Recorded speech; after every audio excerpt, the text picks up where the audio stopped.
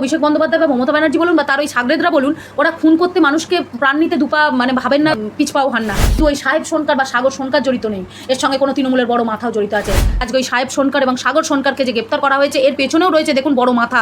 6ই মে রাত্রিরে যখন তিনি মধ্যমগ্রামের ফ্ল্যাটে ফিরছিলেন, আজকে সেখানে তাকে যেভাবে শুট আউট করা হয়েছিল, এটা কাছের কেউ ছাড়া তো আর অন্য কেউ জানার কথা ছিল না যে তিনি রাত্রিবেলা এই রাস্তা দিয়ে যাবে। অনেকবারই চেষ্টা করা হয়েছে শুভেন্দু অধিকারীকে মারার, কিন্তু ওনারা যখন দেখছেন যে কোনোভাবেই এই আঁটোসাঁটো সিকিউরিটিতে ওনার কাছে যাওয়া যাচ্ছে না, তখন ওই আত্মসহায়ক চন্দ্রনাথ রথকে মেরে একটা ভয় দেখাবার, ভয় সৃষ্টি করার চেষ্টা করেছিল। তৃণমূল হচ্ছে সব থেকে বড় কালপিট। আজকে আমাদের এই জঙ্গি ঢোকানোর পেছনে বাংলাদেশ দিয়ে বলুন, নেপাল বর্ডার দিয়ে বলুন, আজকে যেভাবে জঙ্গি এখানে বাংলাদেশ দিয়ে প্রবেশ করতো, সেইখানে আজকে 400 একর জমি সেই মমতা ব্যানার্জি আজকে কাঁটাতার লাগাতে দেয়নি। কারণ তিনি জানেন যে যত জঙ্গি আসবে টাকাও তাদের সঙ্গে আসতে থাকবে। একটা জঙ্গিকে হয়তো পাচার করে দিয়ে উনি কোটি কোটি টাকার খেলা খেলেছেন। এইসব এই যে শুটারকে ভাড়া করে নিয়ে আসা হয়েছিল, এই টাকা, এত টাকার রসদ জোগালোকে আজকে দেখছেন তো তৃণমূলের হাজার হাজার কোটি টাকা। আজকে সেই টাকাগুলো তারা এইভাবেই ইউজ করতো, আজকে মানুষকে মেরে তারা আজকে উল্লাস করতো। সিপিএমের ম্যাক্সিমাম ভোটই তো ছিল আজকে মুসলিম একটা সম্প্রদায়ের থেকে। বিকাশ রঞ্জন ভট্টাচার্য দাঁড়িয়ে গোভক্ষণ করছেন, আজকে একজন ব্রাহ্মণের পুত্রই উনি গোভক্ষণ করছেন। উনি মনে করছেন যে যে যা খেতে পারে, যে যা পড়তে পারে, যে যা খুশি করতে পারে, তা উনি তো এক থাবড়া গুঁড়ো খেতে পারেন। উনি শুয়োরের মাংসটা খেলেন না কেন? উনি যদি আজকে সঠিক হবেন তাহলে উনি শুধু গরুর মাংস খেলেন কেন? উনি তো শুয়োরের মাংসটাও খেয়ে দেখাতে পারতেন যে উনি সাম্প্রদায়িক না। শুভেন্দু অধিকারী ভবানীপুরে মমতা বন্দ্যোপাধ্যায়কে হারালেন, কিন্তু ক্ষমতায় আসার আগে, শপথ নেওয়ার আগে তার আত্মসহায়ককে খুন করা হলো। রোল উঠলো বিজেপির দিকে, বিজেপিরই কিছু লোক খুন করিয়েছে। কিন্তু এখন যেটা দেখা যাচ্ছে, তৃণমূল ঘনিষ্ঠ এক ব্যক্তি যে কিনা পরবর্তীতে বিজেপিতে এসছে 2020 সালের পরবর্তীতে, সে রয়েছে এই খুনের পেছনে। তাহলে কি বকলমে তৃণমূলের উচ্চপদস্থ কোনো মন্ত্রী বা কোনো বলা চলে সুপ্রিমোর পিছনে রয়েছে?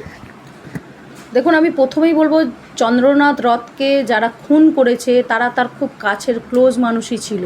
আজকে ক্লোজ মানুষ ছাড়া তার গতিবিধি জানা সম্ভব ছিল না। কারণ 6ই মে রাত্রিরে যখন তিনি মধ্যমগ্রামের ফ্ল্যাটে ফিরছিলেন, আজকে সেখানে তাকে যেভাবে শুট আউট করা হয়েছিল, এটা কাছের কেউ ছাড়া তো আর অন্য কেউ জানার কথা ছিল না যে তিনি রাত্রিবেলা এই রাস্তা দিয়ে যাবে।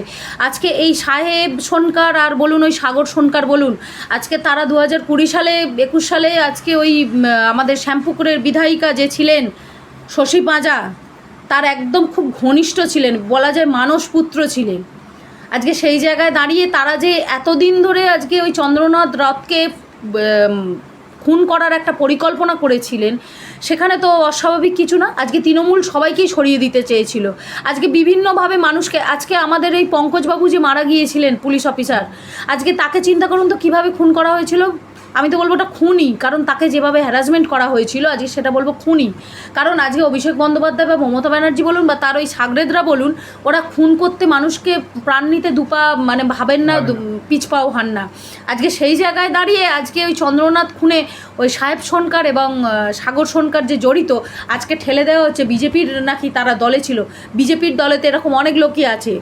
আজকে তারা কি সবাই খুনি আসামি তৈরি হচ্ছে? মমতা বন্দ্যোপাধ্যায় দিদি অভিযোগ করে এসেছে যে তাকে খুনের চেষ্টা হচ্ছে, কিন্তু আমরা তো দেখতে পাচ্ছি বিজেপির একাধিক ব্যক্তিত্বকে খুনের চেষ্টা হচ্ছে। আত্মসহায়ক খুন হলো, শুভেন্দু অধিকারীকে খুন করার চেষ্টা, একজন জঙ্গি তাকে ধরা হলো।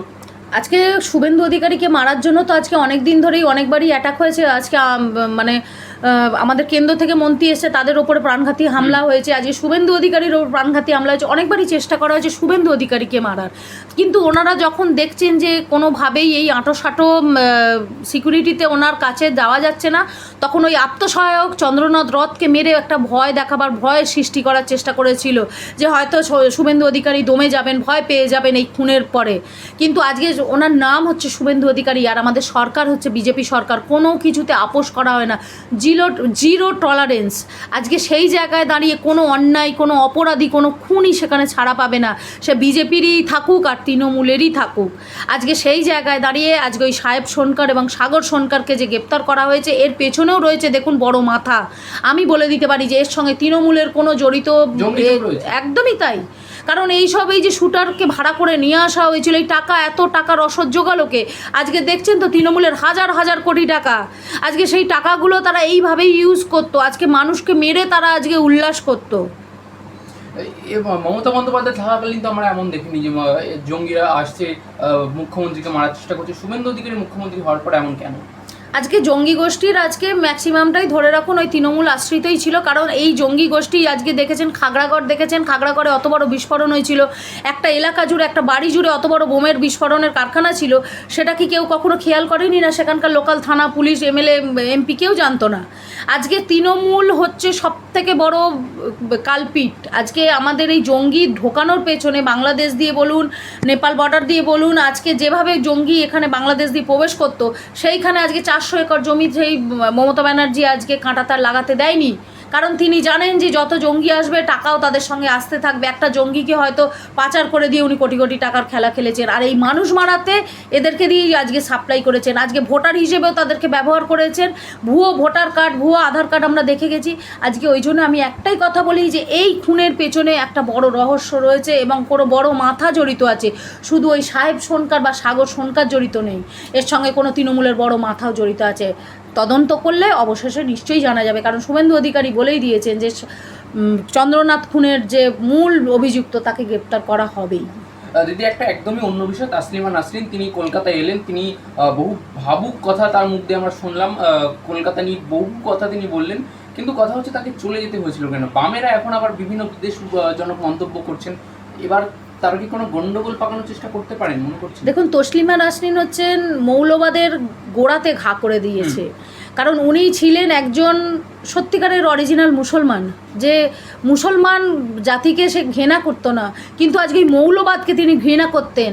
আজকে তিনি বলেছিলেন যে এই মৌলবাদের জন্যই আজকে ভারতবর্ষ বা অন্যান্য রাষ্ট্র আজকে ধ্বংস হচ্ছে, কারণ এদের এই গোঁড়ামির জন্য আজকে তিনি প্রতিবাদ করেছিলেন, তার লেখার মাধ্যমে করেছিলেন। তিনি একজন খুব সুন্দর লেখিকা ছিলেন বাংলাদেশে। আজকে শেখ হাসিনাকে দেখেছিলেন তো, আজকে শেখ হাসিনা যখন প্রতিবাদ করেছিল তাকে কীরকমভাবে আজকে দেশচ্যুত করা হয়েছিল, তাকে গদিচ্যুত করা হয়েছিল। ঠিক তাসলিমা নাসরিন যখন বাংলাদেশ থেকে বিতাড়িত হয়ে তিনি যখন এখানে আমাদের ভারতবর্ষে এসে আশ্রয় নিলেন, তখনও তাকে আমাদের সিপিএম বাম আমলে তখন তাকে এখান থেকে যাচ্ছে তাইভাবে অপমানজনকভাবে তাকে তাড়িয়ে দেওয়া হয়েছিল। তিনি দিল্লিতে কোনো একটি জায়গায় একটা গোপন ডেরাতে তিনি থাকতেন। আজকে তিনি যখন বিজেপি সরকার এসছেন, তাকে সসম্মানে আজকে তাসলিমা নাসরিন আমাদের কলকাতায় এসছেন। তিনি একজন অতীব ভদ্র মানুষ, অতীব ভালো একজন মানুষ।